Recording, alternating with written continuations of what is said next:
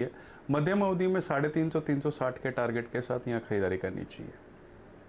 ये रणनीति आपके सामने मेटल क्षेत्र से आती हुई दिख रही है और ज़रा यहाँ पर हल्का सा लाल निशान आप ओवरऑल स्पेस पर देख रहे हैं, लेकिन अगर अग्रवाल साहब की पसंद है तो उस पर मोहर लगेगी पसंदीदा स्टॉक की। राजेश जी, ज़रा टिप्पणी जीएनएफसी पर करते हैं। 404 403 आपके सामने, फिर चलिए 405 हो चुका, फिलहाल आपके सामने 4.5% ऊपर है। यहाँ पर काफ़ी सारे जो केमिकल रिलेटेड मूव्स हैं वो आपको इस काउंटर पर आते हुए दिखेंगे और आज आप खुद ही देख सकते हैं वॉल्यूम बहुत शानदार है। लगभग समझिए 5 lakh share already trade, 50 lakh share already trade हो चुके हैं। क्या रणनीति इधर होगी लंबी अवधि के लिए?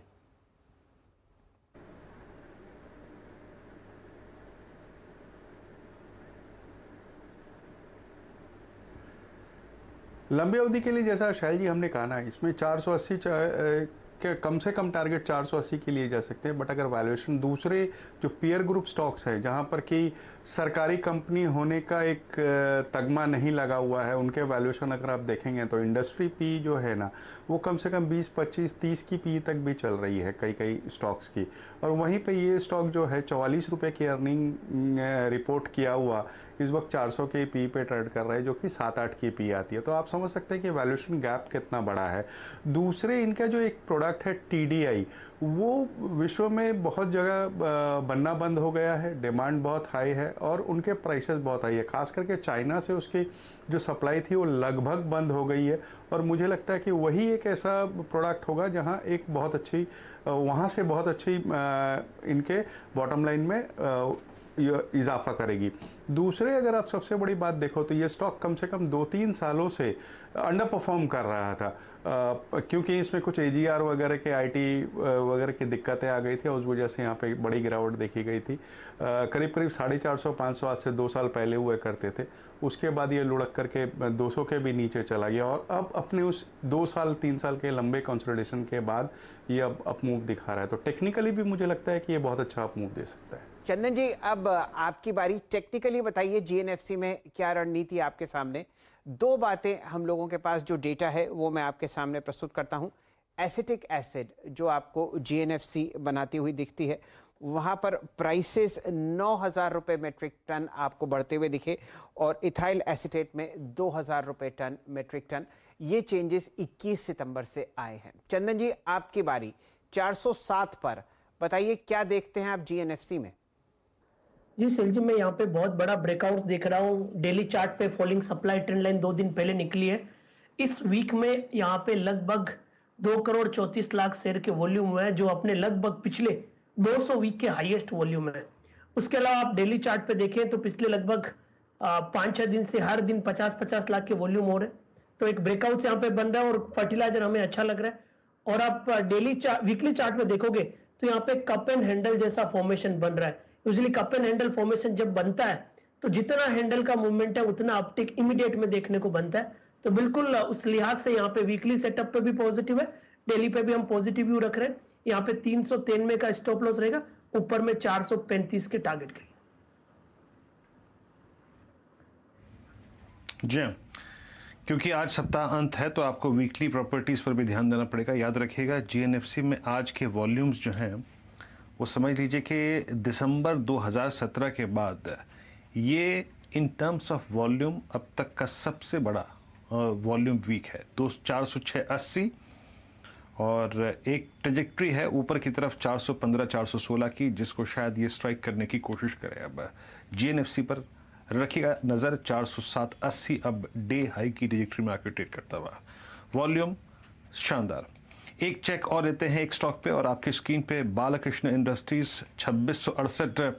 अब फ्रेश लॉन्ग कहने की हिम्मत तो नहीं है, लेकिन हाँ मानस, आपकी राय क्या कहते हैं अब इस स्टॉक पे? लोअर लेवल से इसने पुल बैक लिया, कल रेस्ट लिया था, दैट मीन्स कहीं ना कहीं अपनी विनिंग ट्रेजेक्ट्री पे आके फिर खड़ा हो गया है। कैसे अप्रोच करेंगे आप इस स्टॉक को 2665 पे?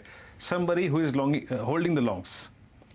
तो बिल्कुल अगर लॉन्ग पोजीशन बनी है तो बिल्कुल होल्ड करना चाहिए। देखिए, ब्रेकआउट के बाद का पॉज है केवल ये, जो 2 दिनों से हम देख रहे हैं। और अभी पिछले आधे घंटे में जो बाइंग देखने को मिली है चार्ट पे, उसको देख के लगता है कहीं ना कहीं स्टॉक बॉटम बनाने की कोशिश कर रहा है 2600 रुपए के आसपास।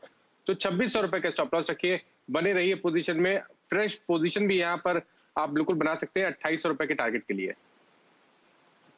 आज बहुत ज़बरदस्त सिलसिला रहा बचे हुए 20 मिनट में स्टॉक पिकिंग का, और एक से एक बढ़िया मोमेंटम आप स्क्रीन पर ट्रैक करते हुए दिख रहे हैं। अब निफ्टी का सूरत हाल ज़रा स्क्रीन पर देखते हैं। 26 अंक ऊपर 17,850। आज बुल्स ने एक शानदार तेज़ी का आगाज़ किया और लगभग आप देख रहे हैं जो उच्चतम लेवल निफ्टी पर था वो था 17,946। तो लगभग 90 अंक की मुनाफा वसूली उस दिन जब आपने एक रिकॉर्ड हाई देखा है बिल्कुल चलती है। यूरोपीय बाजार हमेशा की तरह फ्लैट, यहाँ पर कोई खास मूव नहीं। 1% नीचे आपको फ्रांस का बाजार काम करता हुआ दिखेगा, और अगर आप जर्मन मार्केट्स देखें तो वहाँ पर भी आपको कोई खास मूव नहीं दिख रहा। 2 दिन की शानदार फुर्ती के बाद आप डाउ फ्यूचर्स, S&P और नैस्डैक फ्यूचर्स पर मामूली सा लाल निशान देख रहे हैं, और जो कंट्रीब्यूशन प्लेट आपके सामने आज निफ्टी की है वो स्क्रीन पर आती हुई दिखेगी। अच्छा मूव भारतीय एयरटेल में, इन्फोसिस, एशियन पेंट्स और HDFC बैंक की वजह से ताबड़तोड़ मोमेंटम। चंदन जी, 17,850 आपके कब्जे में। अब अगले हफ्ते के लिए क्या करना है?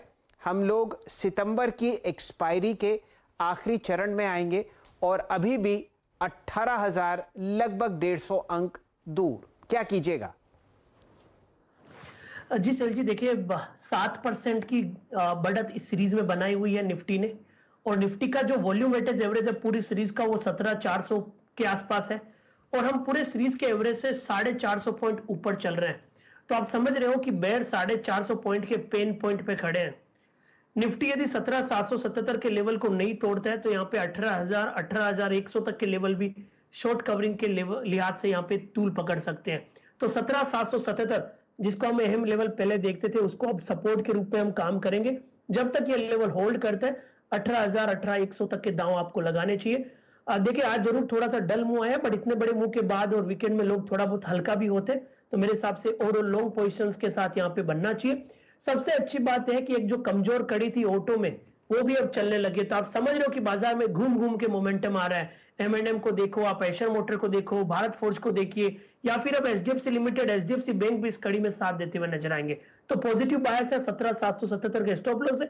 बैंक निफ्टी की बात करें तो जरूर आज डल मुंह था, बट जब तक 37,500 नहीं तोड़ता है बायस पॉजिटिव है। 38,100 और 38,250 तक के स्विंग आपको यहाँ पे भी देखने को मिलेंगे।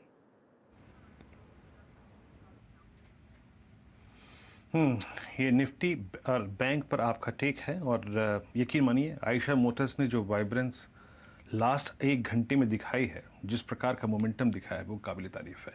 डे हाई पर 2941 पे मेरे स्क्रीन पे इस वक्त अगर आप देखें तो स्पॉट अपीयर होता हुआ ऑप्शन जो 33 पे लिया था हमने 52 पर 54 का हाई लगा के आया। और चंदन ने जो बात कही ना, आई मीन सेक्टोरल रोटेशन, और उसमें एडवांटेज आज मेरा ऑटो को, मारुति और M&M। चंदन बहुत संक्षेप में, या तो अभी एक BTST का आइडिया या फिर नेक्स्ट वीक मॉर्निंग में ये इसकी 790 या 800 की कॉल पे फोकस कर सकते हैं कि M&M की आज जिस प्रकार का वॉल्यूम रहा, और in a single candle on daily chart आपने अपने पांचों के पांचों, अगर आप देखें क्रिटिकल एवरेज को 10 को 20 को 50 को 100 को 200 को कवर कर लिया। एक बेस का स्ट्रॉन्ग इंडिकेशन होते हैं। आपकी राय इस कॉल ऑप्शन पे 790 या 800 की कॉल ऑप्शन पे? जी तो यहाँ पे 800 तक के अपसाइड बन रहे हैं, और 700 लगभग 67 तक के 767 के यहाँ पे सपोर्ट रहेंगे। 790 की कॉल ले सकते हो। 10 रुपए का प्रीमियम, 5 रुपए के स्टॉप लॉस से डबल के टारगेट आपको यहाँ पे मिल सकते हैं। जी 3:25 हो चुके हैं। समापन समारोह